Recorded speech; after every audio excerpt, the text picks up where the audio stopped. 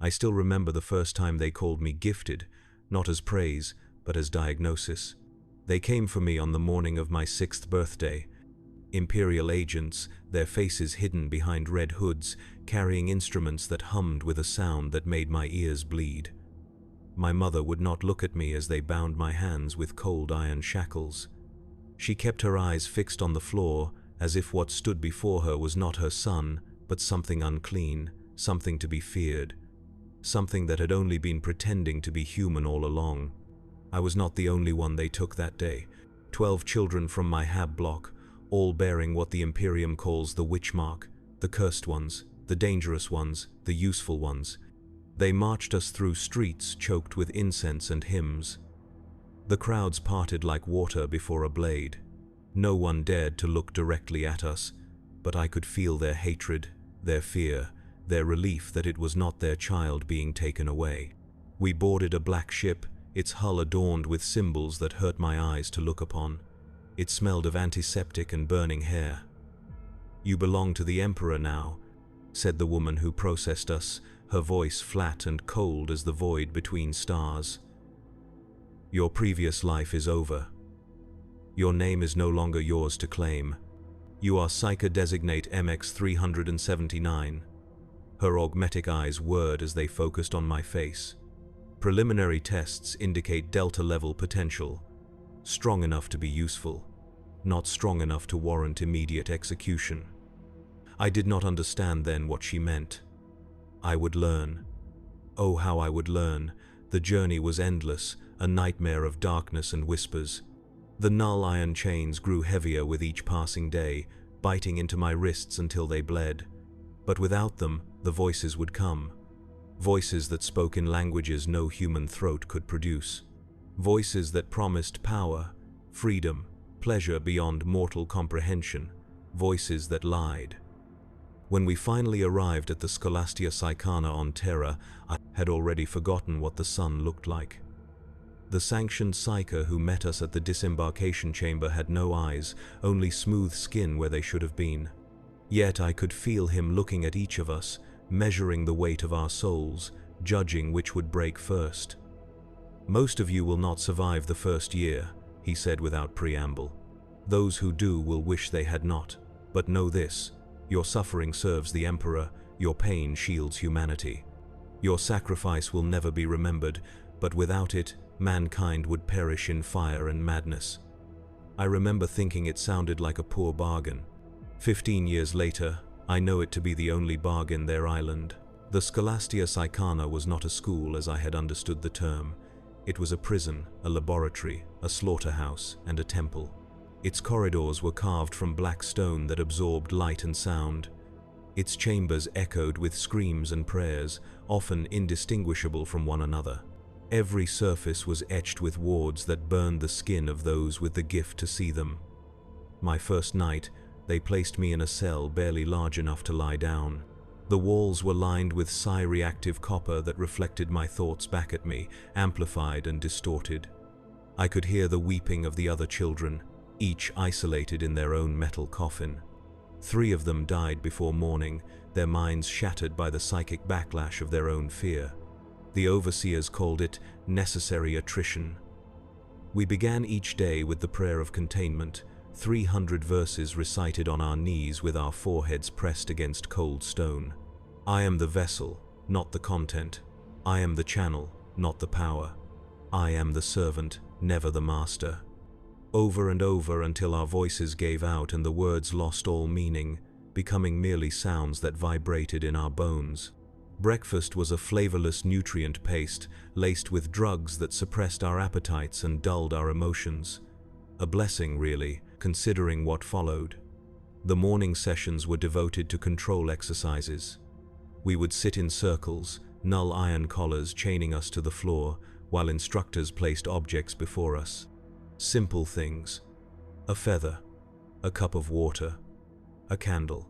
"Move the feather," they would command. "But do not burn it, do not freeze it, do not alter its nature in any way." It sounds so simple. It was not. The mind is not meant to touch the world directly. There are barriers, walls built by evolution and divine design to keep reality safe from thought. When a psyker reaches out, those walls crack, and through those cracks, things peer back, hungry things, patient things. My first attempt to move the feather resulted in it bursting into green flames that spread across the floor in patterns that formed screaming faces. 2 instructors died containing the fire. I spent the next week in solitary confinement with a null collar set to its highest setting, feeling as if my skull was being crushed in a vice. A poor performance, the eyeless instructor said when I was finally released, but instructive for the others. Try again. And so it went, day after day, attempt after attempt. Each failure punished with increasing severity, each success rewarded with nothing more than a harder task the next day. By the end of the first year, only 4 of us remained from the original 12. I had learned to move the feather. I had learned to light the candle. I had learned to freeze the water without shattering the cup. I had also learned what happens when control slips.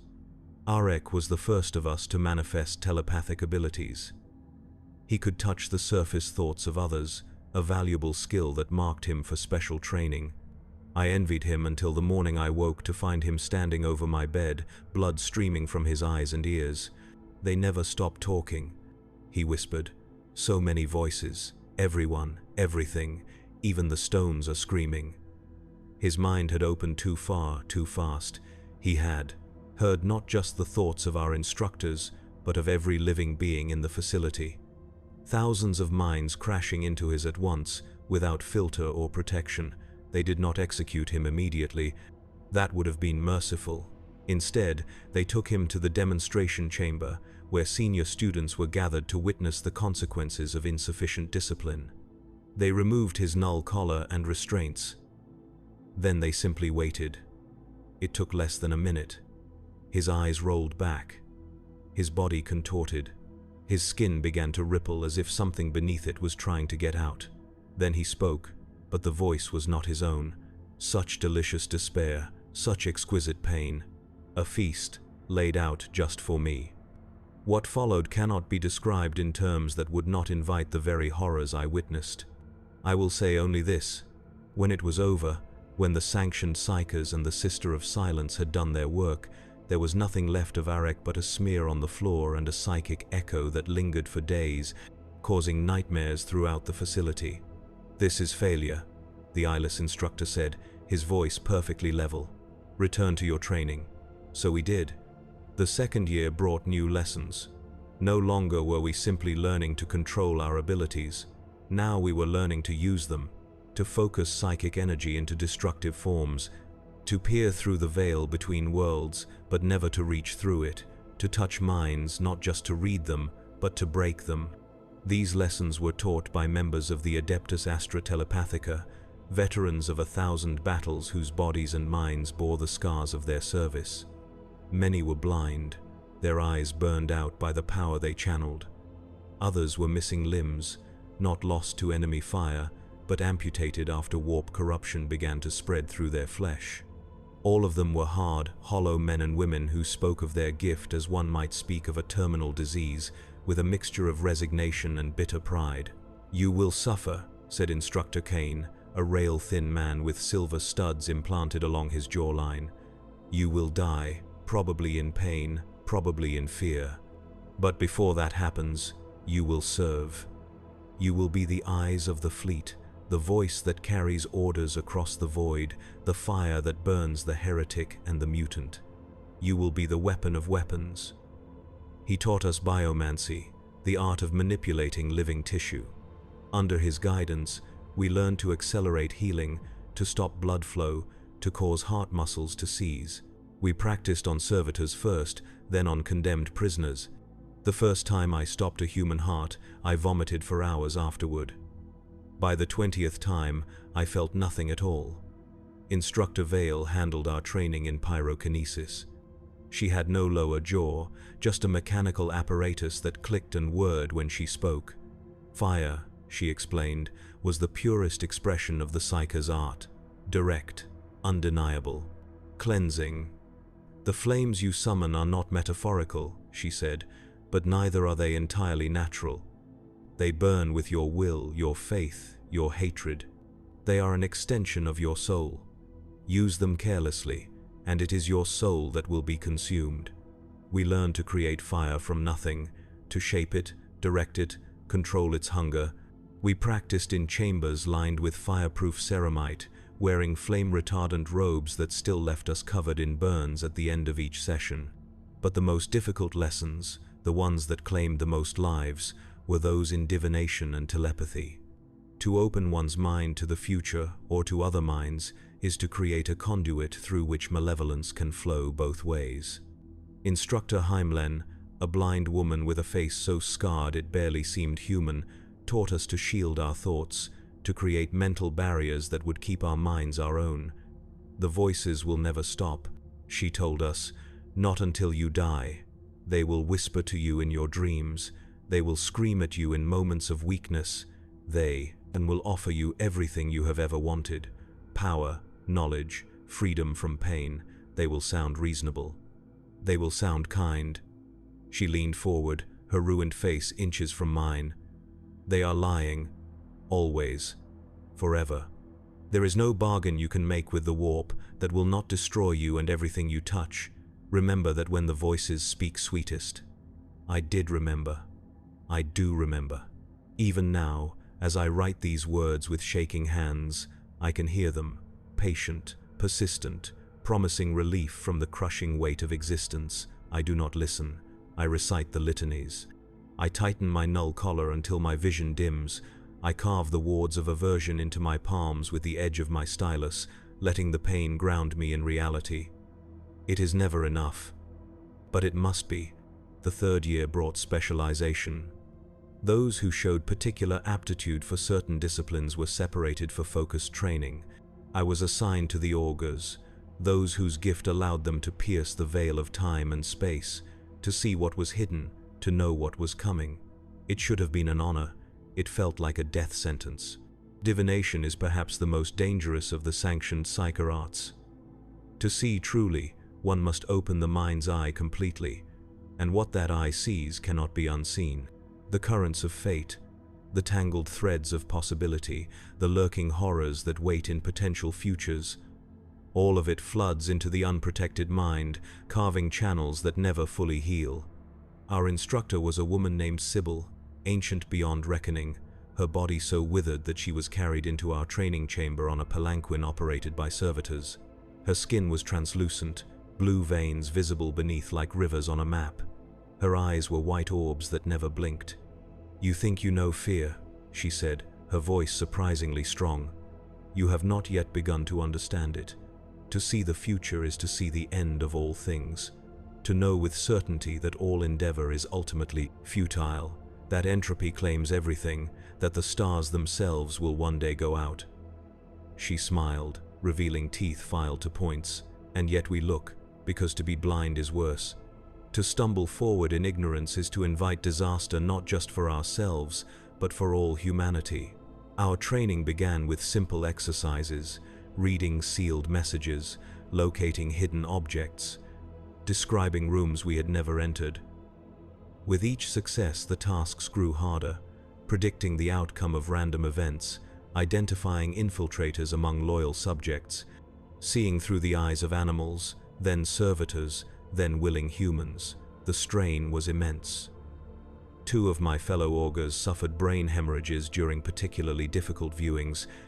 Another clawed her own eyes out after seeing something she refused to describe. 4 more were executed after showing signs of warp taint, their bodies burned and their ashes scattered in the void. I survived by being cautious, by never opening my mind's eye too wide, by looking at reflections rather than directly at the things I sought to see. It made me less effective than some of the others, but it also kept me sane. Mostly, there were still nightmares, visions that came unbidden in the dark hours. I saw hive cities burning under skies torn open to reveal churning madness. I saw fleets of living ships devouring worlds. I saw humanity's extinction played out in 1,000 variations, each more horrific than the last. These are not necessarily prophecies, Sybil told me when I finally confessed these visions. They are possibilities, fragments of potential futures, or perhaps simply manifestations of your own fears, given form by your gift. She did not sound convinced of her own words. Record them, she instructed. All of them, in detail. They will be analyzed for patterns, for insights that might be hidden even from you. I did as she commanded, filling data slates with descriptions of horrors that left me sleepless for days afterward. Slates were taken away by grim-faced adepts who never spoke to me, never met my eyes. I do not know what became of those records. Perhaps they were filed away in some vast Imperial archive. Perhaps they were compared to the nightmares of 1,000 other psychers seeking concordance that might indicate true prophecy. Or perhaps they were simply destroyed, deemed too disturbing or too hopeless to be of use. What I do know is that after 6 months of this, I was deemed ready for the next phase of my training. Combat application. The transition was abrupt.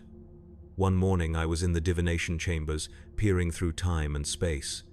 The next, I was standing in a massive hangar aboard a warship, surrounded by men and women in the uniform of the Imperial Guard, all of them keeping a careful distance from me and the other psychers who had been assembled. Our new instructor was not a psyker but a commissar, a political officer whose duty was to maintain morale and discipline, by bullet if necessary. His name was Tannhauser, and he regarded us with the same expression one might give to a weapon of dubious reliability. "You are no longer students," he said, pacing before us with his hands clasped behind his back. "You are assets, Imperial resources to be deployed where needed. Your training will now focus on battlefield application of your abilities, coordination with military units, and survival in combat conditions." He stopped, his cold eyes scanning our faces. "Some of you may be thinking that completion of your training means greater freedom. This is not the case. You will be watched more closely than ever. The battlefield is chaotic, stressful, unpredictable, all conditions that increase the risk of warp contamination. The first sign of corruption will result in immediate execution, for your own good and for the safety of those around you." He drew his bolt pistol and held it up for us to see. "I personally will be carrying sanctified ammunition at all times. Round for each of you. Consider it my sacred duty and my solemn promise." The message was clear. We were not soldiers. We were not even people. We were weapons, to be aimed and fired and discarded when spent. Combat training was unlike anything that had come before. The focus was not on refining our abilities, but on teaching us to use them under pressure, in coordination with conventional forces and within strict operational parameters. We ran drills in simulated urban environments, using our powers to flush out hidden enemies for guard units to engage. We practiced battlefield divination, seeking to predict enemy movements and ambush points. We learned to create psychic barriers to protect advancing troops, to disrupt enemy communications, to sow confusion and terror in opposing forces. And we learned to kill, not the clinical, controlled termination of prisoners that had been part of our earlier training. This was mass slaughter, unleashing psychic energies capable of liquefying dozens of enemies at once, of igniting the air in their lungs, of causing blood vessels to explode throughout their bodies.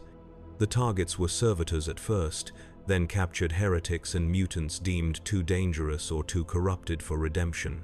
They died screaming, their bodies twisted by the psychic forces we channeled. The smell was indescribable, the sound worse. I vomited after the first such exercise. The commissar merely watched, his face impassive. "Get used to it," he said. "This is your purpose now. 4 more weeks of training, then deployment." I was assigned to the 117th Cadian Regiment, a storied unit currently engaged in the suppression of a heretical uprising on the mining world of Calibrax. My designation was now Sanctioned Psyker Theta 117, attached to Bravo Company under the command of Captain Lorick. The captain was a veteran of 3 campaigns, his face a map of scar tissue, his left arm replaced with a crude augmetic limb. He received me with undisguised suspicion. "I have worked with your kind before," he said during our first briefing. "I know your capabilities and your limitations.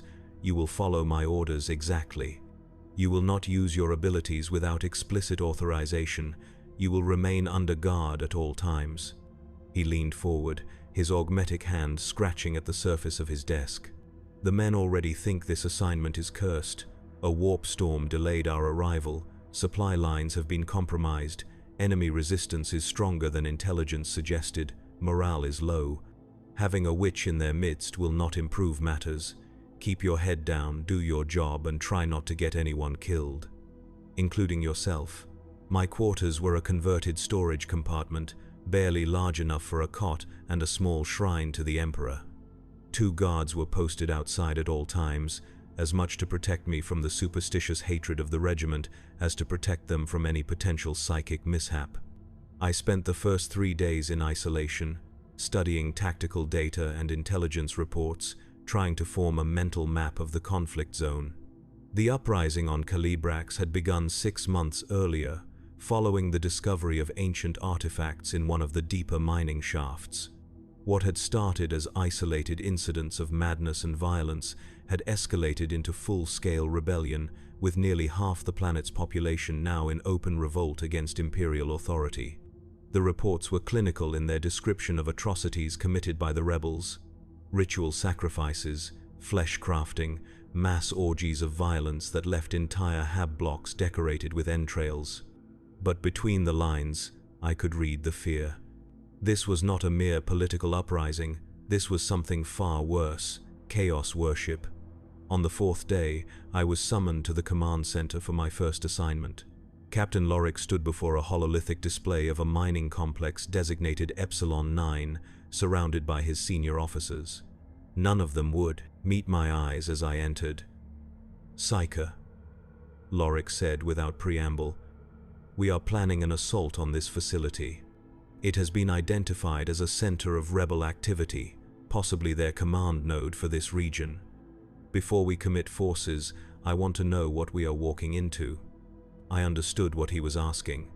Battlefield divination. A psychic reconnaissance that would reveal enemy numbers, positions, and possibly intentions. "I will need a focus object," I said. "Something connected to the target location or the individuals within it." Lorik nodded to one of his aides, who brought forward a metal box. Inside was a chunk of ore, unremarkable except for the faint symbols etched into its surface. "This was recovered from a rebel courier captured 3 days ago," Lorik explained. "It came from the Epsilon 9 complex." I took the ore, careful not to touch the symbols directly. Even through my gloves, I could feel a subtle wrongness emanating from the stone. It was not overtly warp-tainted, not yet, but it had been in proximity to things that were. "I will need privacy," I said, "and guards with null rods standing by." Lorik frowned. "Is that standard procedure?" "It is a precaution," I replied. "What I am about to attempt carries certain risks." His expression darkened. "What kind of risks?" I could have lied, could have downplayed the danger, but that would have done neither of us any service. "In opening my mind to see this place, I create a channel," I explained. "Information flows from there to here, but channels can be traversed in both directions. If there are warp entities present, or individuals with psychic abilities of their own, they may become aware of my presence. They may attempt to follow the connection back to its source." Lorik stared at me for a long moment. Then he turned to his officers. "Clear the room except for essential personnel. Post 2 guards with null rods at each entrance, and someone find me a Sister of Silence if there is one, within 100 kilometers of this position." The preparations took an hour. When they were complete, I sat alone in the center of the command center, surrounded by wards hastily painted on the floor in blessed oils. The ore sample was placed on a small table before me. 4 guards with null rods stood at the cardinal points of the room, their faces grim beneath their helmets. Captain Lorik and a single Vox operator remained, standing well back from the circle. I removed my null collar, feeling the immediate rush as my psychic sense expanded outward. The constant voices at the edges of perception grew louder, more insistent, but I focused on my training, building the mental barriers that would keep them at bay. Then I placed my hands on the ore sample and opened my mind's eye. The connection formed immediately, stronger than I had anticipated. I was no longer in the command center.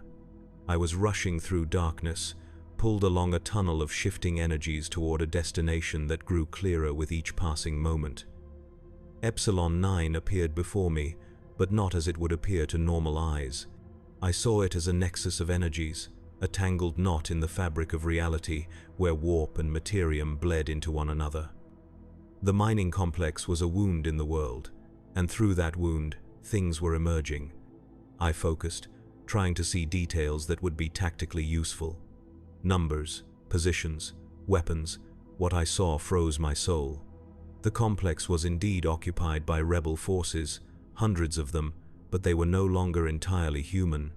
Their bodies were changing, flesh melding with metal, extra limbs sprouting from torsos, faces stretching and reshaping into bestial parodies of their former selves. They moved with a horrible synchronicity, like puppets controlled by a single puppeteer. At the center of the complex, in what had once been the main extraction chamber, they had erected a structure that defied comprehension. It was a tower, a spire, a monument built from the fused bodies of still living victims. It pulsed with a sickly light that hurt to look upon, and at its apex, something was taking shape, something vast, something hungry. I tried to pull back, to break the connection, but it was too late. I had been noticed. A presence turned its attention toward me, vast and ancient and utterly malevolent. It reached through the connection I had established, not physically but psychically, extending tendrils of pure malice that sought to entangle my mind, to drag it back through the link to the tower of flesh. I fought, throwing up every mental barrier I had been taught, reciting the litanies of protection on both the psychic and physical planes. I could hear myself screaming in the command center, could distantly feel hands holding me down as my body convulsed. The presence laughed, a sound that existed only in my mind, but that nonetheless seemed to shake the foundations of reality. It spoke, not in words but in concepts that burned themselves into my consciousness. See you, know you, have you, will have you. I felt my defenses crumbling, felt my sense of self beginning to dissolve under the assault. This was how it happened, I realized. This was how possession began. Not with dramatic confrontation, but with slow, inexorable erosion of the boundaries between self and other, until there was no clear line where the psyche ended and the entity began.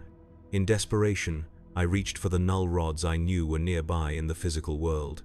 I could not see them with my mind's eye, could not touch them directly, but I knew where they were. I gathered every ounce of my remaining will and shoved my consciousness toward them, toward the blessed emptiness they created in the warp. The contact was like a power blade through the brain. All psychic sense vanished instantly, the connection severed. I was slammed back into my physical body with such force that I bit through my tongue, filling my mouth with blood. I came back to awareness slowly, finding myself on the floor of the command center, restrained by two of the guards, while a medicae administered some kind of injection. Captain Lorick stood over me, his bolt pistol drawn and aimed at my head. "Status report," he demanded. "Are you in control, Psyche?" I tried to speak, but my mouth was filled with blood. I spat it onto the floor and nodded weakly. "Confirm verbally," he insisted, the pistol never wavering. "I am in control," I managed to say, the words slurred by my injured tongue.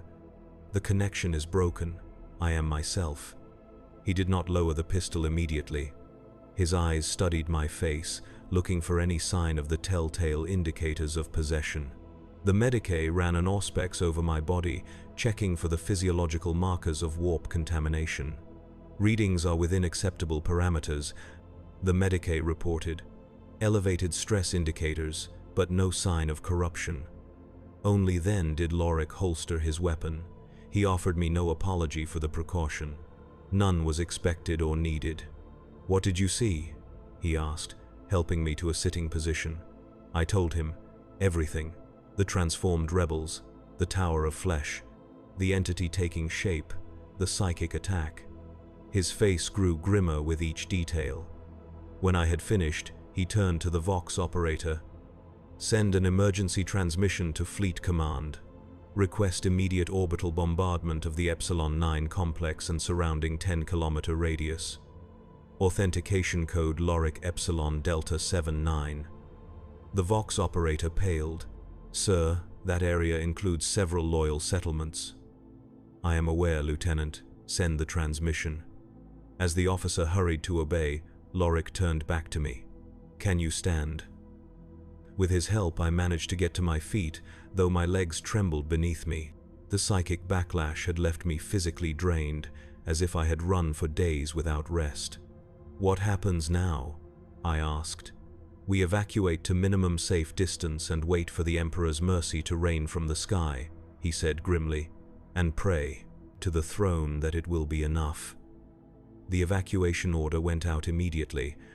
All Imperial forces within 20 kilometers of Epsilon 9 were to withdraw along designated routes, creating a cordon sanitaire around the contaminated zone. Civilian evacuations were conducted where possible, but given the limited time and transport resources, priority was given to those deemed most valuable to the war effort. I spent the evacuation in a state of semi-consciousness, alternating between periods of lucidity and episodes of what the Medicae called psychic aftershock. During these episodes, I would lose awareness of my surroundings, trapped instead in fragments of the vision I had experienced. More than once I woke to find myself restrained, having apparently tried to claw out my own eyes during one of these fugue states. The bombardment began 18 hours after my divination. From our position at the forward command post, now relocated to a ridge 30 kilometers from the target zone, we could see the distant flashes as lance strikes hit the surface. The ground shook beneath our feet. The sky turned red with dust and fire. It continued for 3 hours. When it was done, where Epsilon 9 had stood was now a crater of molten rock 12 kilometers across. "Nothing could have survived that," one of the junior officers said, lowering his magnoculars. "The Emperor protects." But I knew better. I could still feel it, diminished but not destroyed. The entity in the tower. It had gone dormant, buried deep beneath the planetary crust, but it was still there, waiting, growing. I said nothing. What would have been the point? The Imperium had deployed its most readily available solution. Short of ordering exterminators for the entire planet, there was little more that could be done. 3 days later, I was cleared by the Medicae for return to duty. Captain Loric called me to his new command center, a prefabricated structure that smelled of promethium and recirculated air. "The destruction of Epsilon 9 has bought us time," he said without preamble. "But the rebellion continues. We have identified 3 more facilities that show signs of similar corruption. Fleet Command has authorized limited orbital strikes, but they are concerned about destroying too much of the planet's mining infrastructure. It is, after all, the reason the Imperium values this world." He spread a map on the table between us, indicating the locations in question. "We will be conducting ground assaults on these positions, preceded by heavy bombardment from our artillery units. Your role will be to provide tactical divination during the approach and to use your offensive capabilities once we are engaged." I stared at him in disbelief. "With respect, Captain, did you not see what happened during my last attempt at divination? The risk of corruption is extreme." Loric's face hardened. "The risk is noted and deemed acceptable given the strategic importance of these targets. You will be provided with additional safeguards. A Sister of Silence has been assigned to our unit specifically to monitor your activities." As if on cue, the door to the command center opened, admitting a tall woman in the distinctive armor of the Silent Sisterhood. Her head was shaved, her features severe. Around her neck hung the symbol of her order, a representation of a broken infinity loop. The sister did not speak. She could not. All Sisters of Silence were nulls, individuals born without a presence in the warp, their very existence a void that disrupted psychic energies. More than that, they underwent a ritual removal of their tongues upon induction into the order, a sacrifice that symbolized their rejection of all corruption. Standing near her was physically painful for me, my psychic sense recoiling from the emptiness she projected. It was like standing next to a hole in reality. "Sister Agatha will accompany you at all times during operations," Lorik said. "She has the authority to terminate you immediately if she detects any sign of warp contamination. Consider her presence both your protection and your executioner." I bowed my head in acknowledgement, knowing there was no point in further protest. I was a tool of the Imperium, to be used until I broke. "The first assault begins at dawn tomorrow," Lorik continued.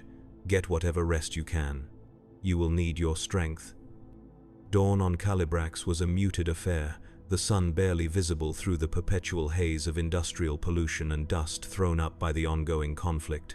I stood with Bravo Company at the designated assembly point, a rocky outcropping that provided some cover from enemy observation. Sister Agatha stood precisely 3 meters behind me, close enough to reach me quickly if necessary, far enough that her null aura did not completely incapacitate my psychic abilities. The target was a processing facility designated Gamma 12, located in a valley 2 kilometers ahead. Intelligence suggested it had been converted into a stronghold by rebel forces, with reinforced positions and heavy weapons emplacements protecting its approaches. Captain Lorik gave the order, and our artillery opened up, sending shells arcing toward the facility. The impacts shook the ground, sending clouds of debris skyward. After 5 minutes of sustained fire, he signaled for the barrage to cease. "Initial assessment," he demanded, turning to me.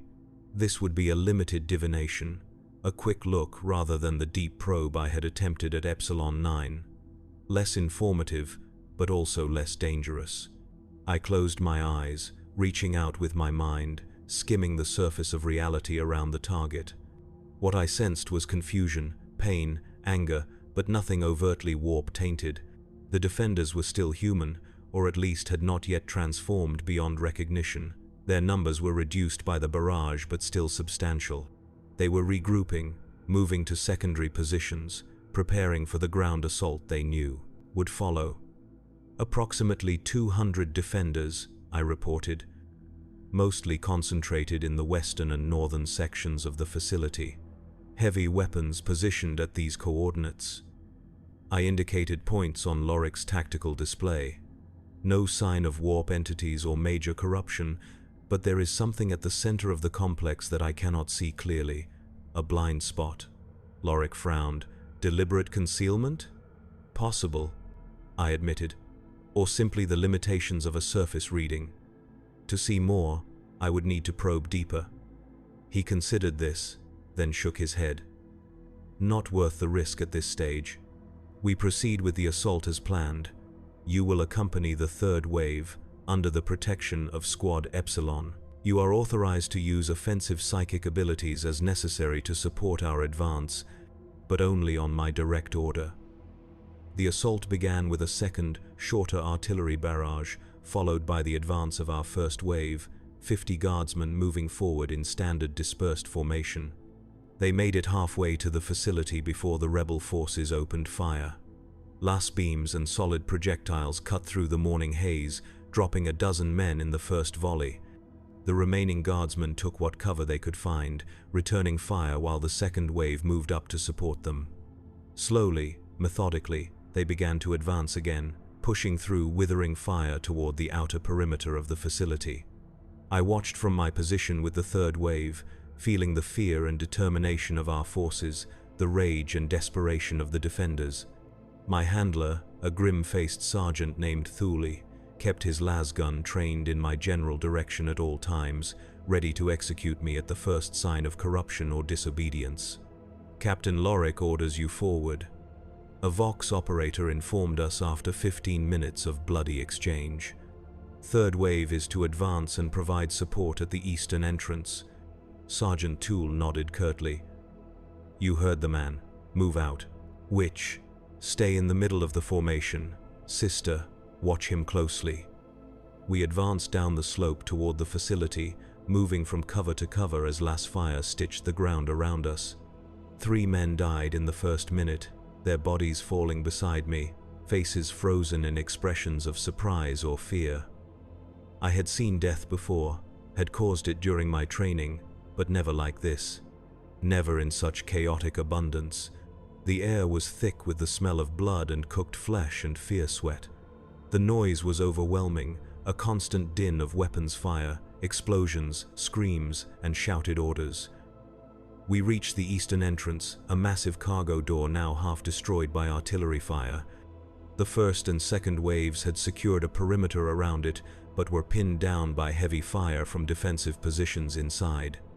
"Psyker," called Captain Lorick, who had moved up with the second wave. "This is where you earn your rations. Clear that entrance." I understood what he was asking. This was why I had been brought here. Not for divination, not for subtle manipulation of energies, but as a weapon of brute force. I removed my null collar, feeling the immediate expansion of my senses. The voices at the edge of perception grew louder, but I pushed them aside, focusing on the task at hand. Sister Agatha moved closer, her null aura creating a zone of psychic deadness behind me. It was intentional, a tactic we had discussed. I would project forward, while she ensured nothing could approach from behind. I gathered my power, feeling it build within me like a physical pressure. The discipline known as pyromancy came most naturally to me, the ability to convert psychic energy directly into thermal energy. I focused on the defensive positions visible just inside the cargo door, reaching out with my mind to touch the air around them. "Ignis anima," I whispered, the ritual words helping to focus my intent. The effect was immediate and devastating. The air around the rebel gun emplacements superheated instantly, expanding into a fireball that engulfed everything within a 10-meter radius. Screams cut short as flesh vaporized. Metal glowed red, then white, then ran like water. When the flames cleared, there was nothing left but charred ruins and smoldering remains. The Imperial Guardsmen stared at me with a mixture of awe and revulsion. Even Captain Lorick seemed momentarily taken aback by the display of destructive power. "Advance," he ordered after a moment of silence. "Secure the interior." We pushed forward into the facility, encountering sporadic resistance that was quickly eliminated by combined las fire or, when positions were particularly well defended, by my psychic abilities. Each use of power left me more drained, more vulnerable to the whispers that grew steadily more insistent. As we approached the center of the complex, my unease grew. The blind spot I had detected earlier was becoming more pronounced, a void in my psychic perceptions that seemed to absorb light and sound. "Captain," I warned, "there is something ahead, something shielded from psychic detection." Lorick signaled for the advance to halt. He deployed his forces in defensive positions around the large central chamber that was our final objective. "Can you determine its nature?" he asked. I shook my head. "Not without direct line of sight. Whatever it is actively concealing itself from psychic detection. That suggests either technology specifically designed for that purpose, or a presence with its own significant psychic capabilities." Lorick considered this information. "We proceed with caution. Breaching teams, prepare to enter on my mark." The breaching teams moved into position around the sealed doors of the central chamber. They placed melter charges at strategic points, ready to cut through the reinforced metal. "Detonate," Lorick ordered. The charges exploded with focused heat rather than concussive force, turning sections of the door molten orange. Armored, guardsmen kicked through the weakened metal, rushing into the chamber beyond with weapons raised. They made it 3 steps before they began to die. I could not see what killed them. Neither, apparently, could they. They simply began to fall, their bodies contorting, blood pouring from their eyes and mouths as they screamed in frequencies that human throats should not be able to produce. "Fall back," Lorick shouted. "All units fall back and secure the perimeter."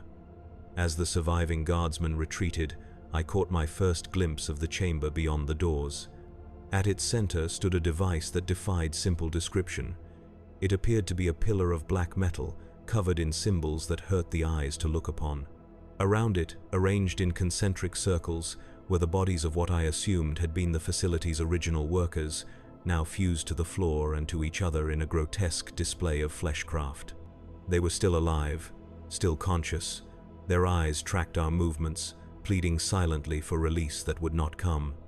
Standing before the pillar was a single figure in the robes of a mining guild administrator. He appeared entirely human, entirely normal, except for his eyes, which reflected the light like burnished copper. "You should not have come here," he said, his voice carrying easily across the distance. "This place is not for you. Not yet." Captain Lorick raised his last pistol and fired without hesitation. The beam struck the administrator directly in the chest, burning a hole through his robes and the flesh beneath. He did not fall, did not even flinch. He looked down at the wound, which was already closing, the flesh knitting together before our eyes. "Rude," he said mildly. "I was merely making conversation." Then his gaze fell on me, standing behind the protective screen of guardsmen. His copper eyes widened slightly. "Ah," he said, "one of the Imperium's tame witches. How fascinating. Tell me, do they treat you well? Do they make you feel valued? Or do they keep you chained and collared like the dangerous animal they believe you to be?" I did not respond. Could not respond. His voice seemed to bypass my ears entirely, resonating directly within my skull. With each word, I felt something scratching at the edges of my mind, seeking entrance. The administrator smiled, as if he could sense my discomfort. "They fear you, you know," he continued. "As well they should. You are so much more than they are, so much more than they could ever be. You touch the warp directly, channel its energies through your fragile mortal form. You are a bridge between realms, a gateway, a potential god." His words found purchase in the darkest corners of my thoughts, in the resentment I had buried beneath layers of conditioning and prayer. The anger at being taken from my home, the pain of the endless training, the fear of what awaited me when my usefulness ended. I felt Sister Agatha move closer behind me, her null aura intensifying. The contact was painful, like ice against fevered skin, but it cleared my thoughts. I focused on the litanies of protection, mentally reciting the familiar words. The administrator frowned, noticing the change in my demeanor. "Ah, I see. You have one of the soulless ones with you. How crude. But effective, I grant you." He turned his attention back to Captain Lorick. "You have two choices, Captain. Leave now, and I will allow your forces to withdraw without further bloodshed. Stay, and none of you will leave this place as you entered it. Some will not leave at all." Lorick's response was another shot from his last pistol, this time aimed at the administrator's head. The beam passed through him without effect, as if he were merely a hololithic projection. "I suspected as much," the administrator sighed. "Violence is ever the first resort of the Imperial mind. Very well." He raised his hands, and the fused bodies surrounding the pillar began to move, tearing themselves free from the floor with wet, ripping sounds. They staggered upright, their forms twisted and misshapen, and began to advance toward the doorway where we stood. "Kill them," Lorick ordered. "Kill them all." The guardsmen opened fire, last beams cutting through the advancing horrors. Body parts were severed, flesh vaporized, but still they came. For every one that fell, two more tore themselves free from the grisly display. "Psyker," Lorick shouted over the din of weapons fire, "destroy that pillar." I gathered my power once more, focusing it into a lance of pure thermal energy directed at the black metal structure. The air between us shimmered with heat as I released the psychic blast. It struck the pillar and dissipated harmlessly, the energy absorbed without visible effect. The administrator laughed. "Did you truly think it would be that simple?" he asked. "This device was old when your species still huddled in caves.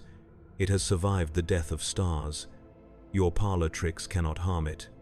More of the fused bodies were freeing themselves, their numbers growing faster than our forces could put them down.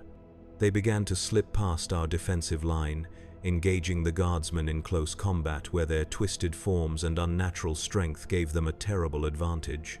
I switched tactics, directing my psychic energy not at the pillar but at the approaching horrors. Flames engulfed them, reducing dozens to ash in seconds. But there were hundreds more, and my strength was fading with each exertion. "We need to withdraw," I shouted to Lorik, who was firing steadily into the advancing horde. "We cannot win this fight." For a moment, I thought he would ignore me, would order us to hold position until the bitter end. Then he gave a curt nod. "Tactical withdrawal," he ordered over the vox. "All units fall back to secondary positions, covering fire by squads." We began to pull back, maintaining discipline despite the horrors pressing in from all sides. The withdrawal was orderly at first, then increasingly desperate as more of the twisted creatures broke through our thinning lines. I continued to use my abilities to hold them back, creating walls of flame that bought precious seconds for our forces to retreat. But each use of power left me weaker, more vulnerable to the whispers that had grown to a constant roar at the edges of my consciousness. "Join us, Beckham, liberation, power, freedom, and suffering." The voices were no longer content to remain at the periphery.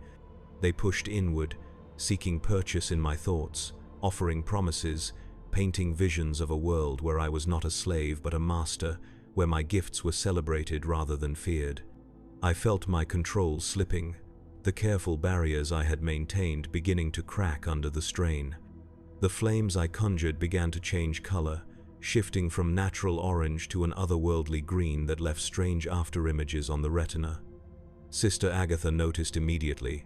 She moved closer, her null aura intensifying to painful levels. The voices receded, driven back by her presence, but my powers receded with them. The wall of flame flickered and died. The twisted horrors surged forward through the gap. 3 guardsmen died in as many seconds, torn apart by clawed hands and elongated jaws. "Fall back," Lorik ordered. "Emergency withdrawal. All units, make for the extraction point." What had been an organized retreat became a headlong flight. We ran through the corridors of the facility, the sounds of pursuit close behind us. I stumbled, my strength nearly gone, and would have fallen if not for Sister Agatha's hand gripping my arm. Her touch was painful, the null aura like acid against my psychic sense, but it kept me moving, kept me anchored in reality. We emerged from the facility into the harsh daylight of Calibrax. Imperial forces were scattered across the open ground, running for the relative safety of our original positions on the ridge. Many did not make it, cut down by weapons fire from rebel forces who had somehow circled around to flank us. Through it all, I could hear the administrator's voice, still speaking directly into my mind despite the increasing distance. "You cannot run from what you are," he said, his tone almost gentle. "The power will find you wherever you go. It will offer itself to you again and again, until one day, in a moment of weakness or desperation, you will accept. And on that day, you will be free." I knew he spoke the truth. It was the fate of all sanctioned psychers, the sword hanging over our heads from the moment our abilities manifested. Not if, but when. We reached the ridge and regrouped, counting our losses. Of the 300 guardsmen who had begun the assault, fewer than 100 had returned. Captain Lorik was among them, his face a mask of controlled fury as he conferred with his remaining officers. "Orbital strike," I heard him say. "Request immediate orbital bombardment of the target area. The same solution as before. Burn it from orbit and pray that would be enough." But I knew it would not be. Whatever had been contained in that black pillar, whatever was now loose upon Calibrax, could not be so easily destroyed.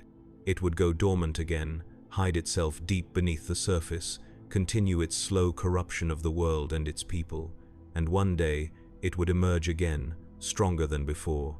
The bombardment came an hour later, a series of lance strikes that turned the processing facility and several square kilometers around it into a lake of molten rock.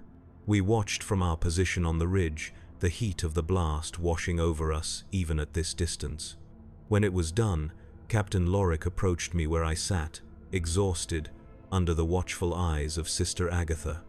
"Your assessment," he said without preamble. I considered lying, telling him what he wanted to hear, that the threat had been eliminated, that our sacrifice had meaning, that the Emperor's will had prevailed, but I could not. Perhaps it was fatigue that loosened my tongue, or perhaps some faint spark of defiance that all the conditioning had failed to extinguish. "It is still there," I said, "buried, dormant, but not destroyed. It will return." Lorik's face tightened. "You are certain?" "Yes." He was silent for a long moment, weighing options, calculating costs and benefits with the cold precision of an Imperial officer. "I will include your assessment in my report to command," he said finally. "The decision for further action will be theirs." We both knew what that meant. The Imperium might order exterminatus, the ultimate sanction that would render the entire planet lifeless. Or, more likely, given Calibrax's strategic importance as a mining world, they would simply quarantine the affected areas, post guards, and continue to extract resources from the remaining sectors, until the corruption spread too far to contain, until the next uprising, until the next wave of horror. The cycle would continue, as it had on countless worlds across the galaxy. The Imperium would fight, contain, suppress, but never truly eliminate the threat, because to do so would require resources it could not spare, attention it could not afford to divert from 1,000 other equally desperate conflicts. In the grim darkness of the far future, there was only war, endless, futile, necessary. 3 days later, I was reassigned. Captain Lorik received orders to detach me to a newly formed Imperial task force being assembled to deal with a separate uprising on the neighboring world of Hesperia Prime. The Sister of Silence would accompany me, my permanent shadow and executioner. "You performed adequately," Lorik told me as I prepared to board the shuttle that would take me to the orbiting troopship. "For a Psyker." It was as close to praise as I was likely to receive from an Imperial officer. "The men called you the Fire Witch," he added. "They say you saved many lives with your abilities." I did not know how to respond to this information. I had been trained to view myself as a weapon, a tool, never as a protector or savior. The concept was foreign, almost heretical. "I did as I was commanded," I said finally, "as I was created to do." Lorik nodded, accepting this answer. "We all serve in our assigned roles. The Emperor protects." "The Emperor protects," I echoed automatically. As I boarded the shuttle, I wondered if I truly believed those words anymore. Did the Emperor protect? Or did he merely watch from his golden throne as countless billions suffered and died in his name, powerless to intervene, perhaps even indifferent to their fate? Such thoughts were dangerous, bordering on heresy. I pushed them aside, focusing instead on the immediate future.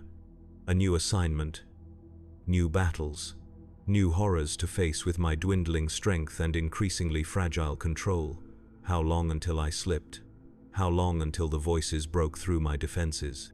How long until Sister Agatha's blade separated my head from my shoulders, granting the final mercy of oblivion? I did not know, could not know. All I could do was continue to serve, continue to fight, continue to resist the temptations that grew stronger with each passing day. The shuttle lifted off, carrying me away from Calibrax and the buried horror that still whispered in my dreams. Ahead lay Hesperia Prime and whatever awaited me there. Behind me, Sister Agatha sat in silence, her null aura a constant reminder of what I was and what I might become. Her hand never strayed far from her sword. I closed my eyes and recited the litany of control, trying to find comfort in its familiar words. I am the vessel, not the content. I am the channel, not the power. I am the servant, never the master. The voices laughed. My new assignment proved even more harrowing than the last. Hesperia Prime was an agricultural world, its vast plains covered in genetically modified crop strains designed to grow in its mineral-rich but oxygen-poor soil. The rebellion there had begun in the outlying farming communities, spreading inward toward the administrative centers with alarming speed. Unlike on Calibrax, where the corruption had been concentrated in specific locations. On Hesperia, it was diffuse, spread across thousands of square kilometers of farmland. The rebels moved in small groups, striking at Imperial outposts and supply lines before melting back into the endless fields of gray-green crops. I was attached to a mobile response force, a company of mechanized infantry tasked with pursuing and eliminating these elusive rebel bands. We traveled in a convoy of chimera transports, heavily armed but vulnerable to the guerrilla tactics employed by our enemies. My role was primarily defensive, using divination to detect ambushes before we rode into them, and telekinetic shields to protect our vehicles from the crude but effective explosives the rebels placed along our routes. Offensive actions were rare, reserved for those occasions when we actually managed to corner a significant rebel force. It was exhausting work. Constant vigilance drained my mental reserves, leaving me perpetually on the edge of collapse. The voices grew ever louder, the temptation to yield to their promises increasingly difficult to resist. Only Sister Agatha's presence kept me anchored, her null aura a painful but necessary tether to reality. Without her, I have no doubt I would have fallen within days. The commander of our force was Major Havelock, a veteran of the Catachan regiments who had been seconded to Hesperia after distinguishing himself in the jungle wars of his homeworld. He was a practical man, lacking the rigid adherence to protocol that characterized so many Imperial officers. He treated me not as a weapon or a necessary evil, but as a specialized tool with specific applications and limitations. "You tell me when you need rest, Witch," he said during our first briefing. "I need you functional, burn out, and you are useless to me, worse than useless, a liability." It was a small kindness, but in the Imperium of man, small kindnesses were often all one could hope for. We spent 3 weeks tracking a particularly effective rebel band through the northern agricultural districts. They had destroyed 2 Imperial supply convoys and assassinated a visiting Adeptus Administratum official before disappearing into the endless fields. Each day brought us closer, divination revealing traces of their passage, direction of travel, estimated strength. But they were clever, changing course frequently, doubling back, splitting into smaller groups, only to reunite days later at pre-arranged coordinates. And there was something else, something that troubled me more with each passing day. The rebels we pursued were changing, not physically, not yet, but psychically. When I touched their trail with my mind, I could sense a growing resonance, a unity of purpose that went beyond mere military discipline or ideological fervor. They were becoming a single entity, their individual minds linking into a collective consciousness that amplified their abilities and coordinated their actions with inhuman precision. I reported this to Major Havelock, who received the information with characteristic pragmatism. "Can you use it against them?" he asked. "If they are linked, can you attack one to harm all?" I considered the question. Potentially, but it would require direct contact, either visual or physical. And it would be exceptionally dangerous. "For them, or for you?" "Both," I admitted. "Such a connection runs both ways.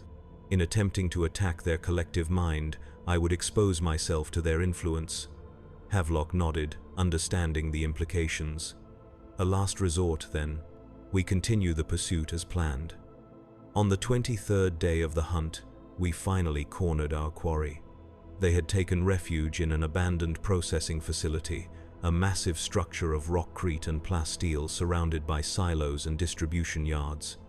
Our Auspex scans indicated approximately 50 life forms within the main building, consistent with the estimated strength of the rebel band. "Standard assault protocol," Havelock ordered. "Suppressive fire from the chimeras, infantry advance under cover. Psyker, you will remain in reserve until I call for you. Sister, keep him safe." The assault began at dawn, our heavy weapons pounding the facility's exterior, creating breaches for our infantry to exploit. The rebels returned fire with stolen Imperial weapons and improvised explosives, cutting down the first wave of guardsmen as they approached the walls.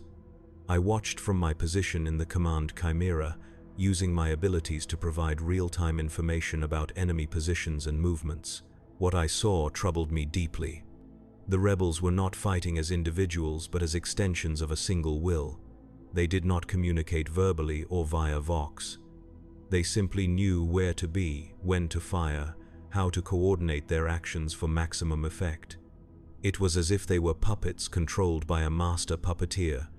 And at the center of the facility, something was gathering power, a psychic presence that grew stronger with each passing minute, feeding on the fear and pain and death that surrounded it.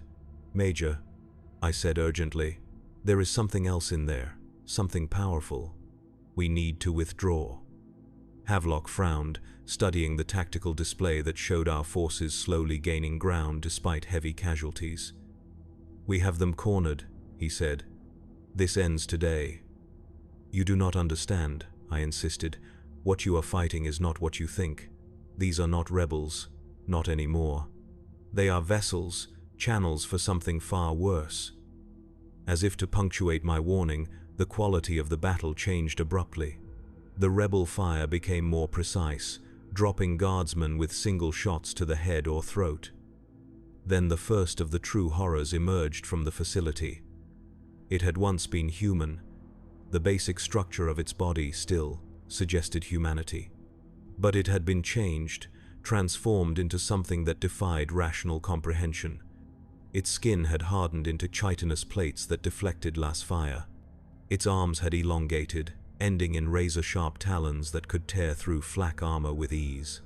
Its face was a mass of sensory organs that had no place on a human body, writhing tendrils that tasted the air and probed the ground. And it was not alone. Dozens more poured from the breaches in the facility walls, charging our lines with inhuman speed and coordination. "Emperor preserve us," Havelock whispered, watching the feed from the front lines. Then, recovering his composure, "All units fall back to secondary positions. Heavy weapons prioritize the large targets." The battle degenerated into a desperate fighting retreat, our forces giving ground meter by bloody meter as the transformed rebels pushed forward. Our heavy weapons took a toll, plasma guns and melter weapons proving effective against the mutated flesh, but there were too many, and they learned too quickly, adapting their tactics to minimize exposure to our most dangerous weapons. "We need your help, Psyker," Havelock said finally, turning to me. "Whatever you can do, do it now." I nodded, removing my null collar. Sister Agatha stepped back, giving me the psychic space I needed to work while remaining close enough to intervene if necessary. I reached out with my mind, bypassing the transformed foot soldiers to touch the presence at the center of the facility. What I found there froze my soul. It was vast, ancient, a consciousness that had existed for millennia, flitting from world to world, host to host, always seeking, always hungry. It had no name that could be expressed in human language, no form that could be perceived by human senses. It was pure will, pure hunger, pure malevolence, and it was aware of me. I felt it turn its attention toward my mind, felt it reach out across the psychic link I had established. Not in attack, not at first, but in recognition, in welcome. Brother Sis Turkin. The concept crashed into my mind with the force of a physical blow. It saw me not as an enemy but as a potential vessel, a superior host to the half-transformed humans it currently inhabited. I recoiled, throwing up every psychic barrier I had been taught, reciting the litanies of protection on both the mental and physical planes. But it was like trying to hold back an ocean with a paper screen.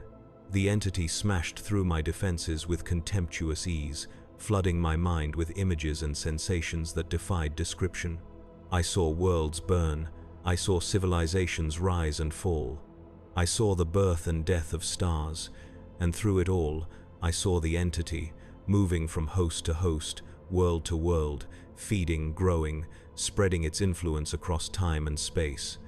Then it showed me what it offered: power beyond mortal comprehension, knowledge of secrets hidden since the birth of the universe, freedom from the shackles the Imperium had placed upon me, freedom from fear, from pain, from the inescapable doom that awaited all sanctioned psychers. All I had to do was yield, accept it into myself, become one with it, as the rebels had done. Become more than human, more than psyche, become a god. For a moment, a terrible moment that seemed to stretch into eternity, I considered it. The temptation was immense, a siren song that resonated with every frustration, every resentment, every fear I had ever felt. Why not? Why not take what was offered? Why continue to serve an Imperium that viewed me as nothing more than a disposable weapon? Why fight for a humanity that feared and hated me for the abilities I had never asked to possess? In that moment of weakness, that fraction of a second where my resolve faltered, the entity surged forward, pouring its essence through the psychic link into my mind, my soul, my very being. And then, pain. Absolute, all-consuming pain as Sister Agatha's null aura enveloped me, completely. She had seen my distress, had recognized the signs of imminent possession, and had closed the distance between us, pressing her null stone directly against my temple. The pain was indescribable. It was as if every nerve in my body had been set alight, every synapse firing simultaneously in a cascade of agony that transcended physical sensation. The psychic link shattered, the entity's essence recoiling from the null void that Sister Agatha projected. I collapsed, blood pouring from my eyes, ears, nose, and mouth. My body convulsed, muscles spasming beyond my control. Through a haze of pain, I heard Havelock shouting for a medicae, felt hands restraining me to prevent me from injuring myself further. Then, darkness. I awoke in a field hospital, my body restrained, a null collar set to maximum dampening locked around my throat. Sister Agatha stood at the foot of my bed, her expression unreadable as always, but her hand resting on the hilt of her sword. Major Havelock sat beside the bed, his uniform stained with blood and soot, his face haggard with exhaustion. "You live," he said when he saw I was conscious. "The medicae thought you would not."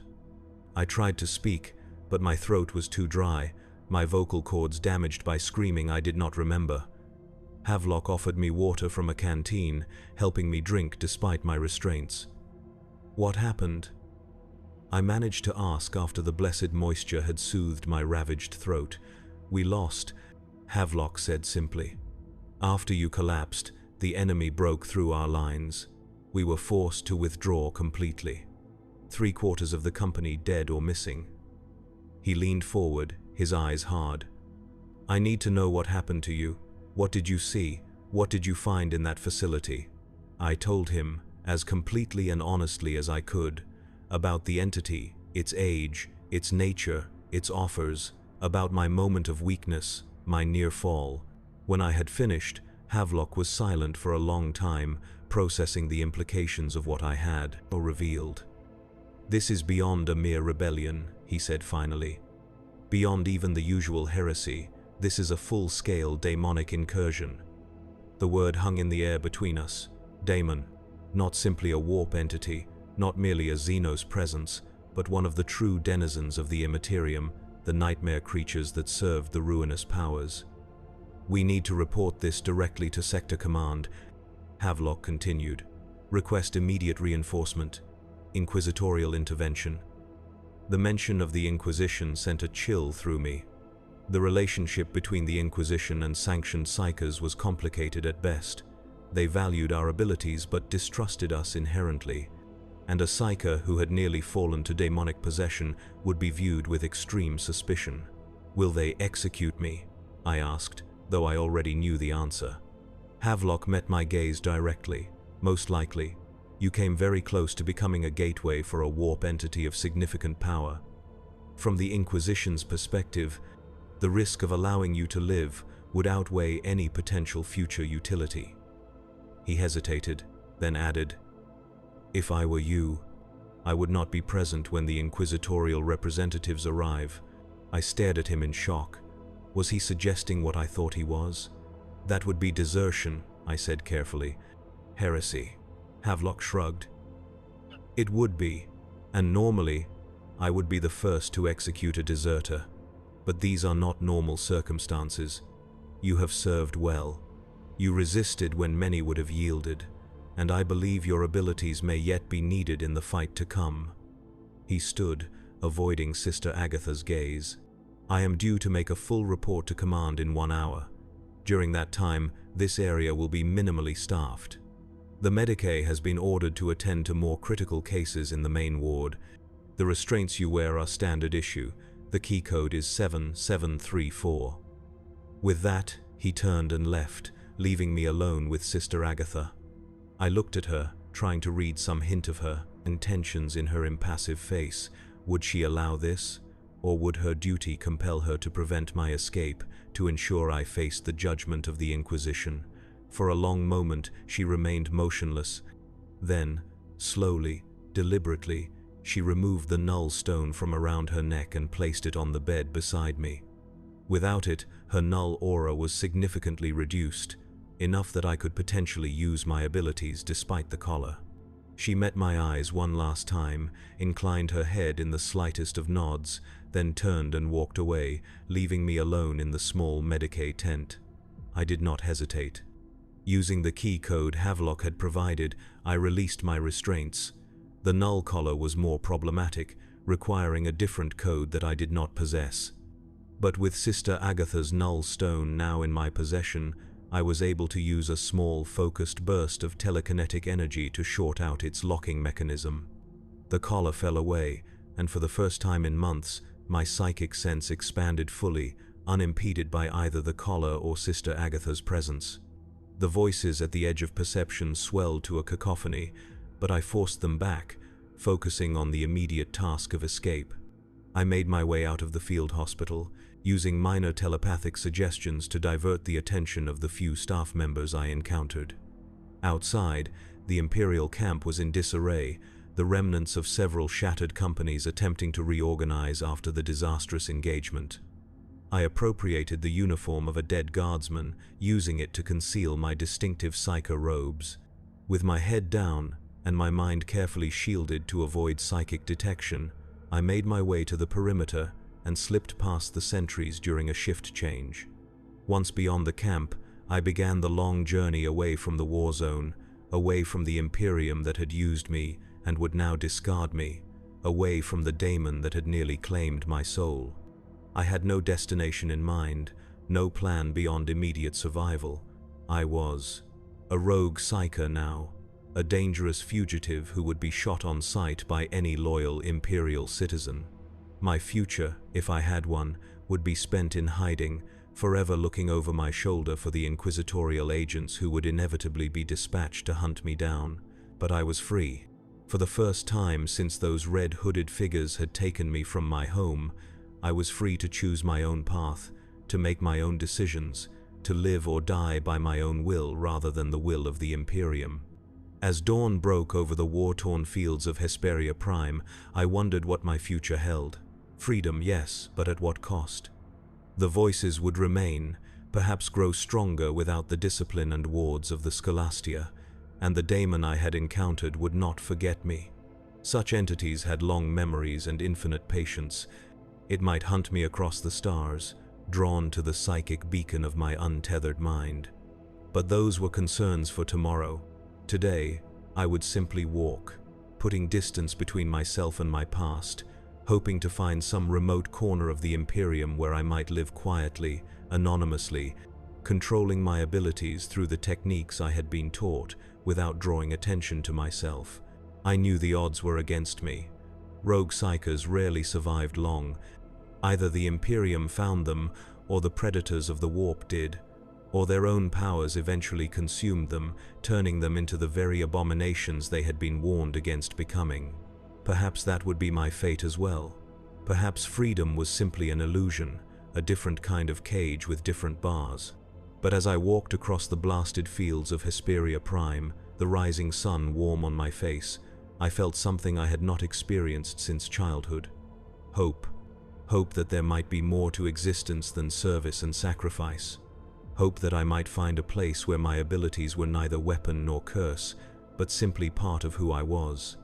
Hope that I might, against all odds, forge a life of my own choosing. It was a fragile thing, that hope, as delicate as a feather balanced on the edge of a blade. But it was mine. And for now, at least, that was enough. I pause in my narrative here, though my journey continued long after that dawn on Hesperia Prime. Perhaps I will share those tales another time, if the Emperor wills it, or perhaps not. Some stories are better left untold, some truths better left unspoken.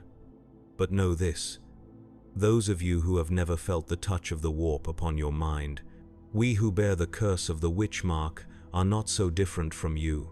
We fear, we hope, we dream, we suffer, we are human, despite what the Imperium would have you believe. Remember that, when next you see one of us, chained and collared, our minds and bodies bent to the Emperor's service.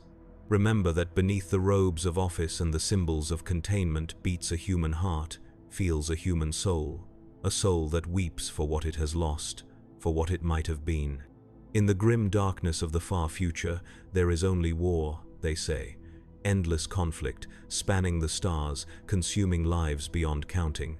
But even in that darkness, even in that endless war, there are moments of light, moments of mercy, moments of humanity. Hold fast to those moments when all else fails, for they are precious beyond measure and far too easily lost. I am Malric Thane, once a sanctioned psyker of the Imperium of Man, now a fugitive from its justice. My life has been one of bondage, pain, and constant struggle against forces that would unmake my very being. But I endure. I survive. I remain human, despite everything that has been done to me, everything I have seen, everything I have been forced to do. That is my victory, small though it may be. That is my defiance against the darkness.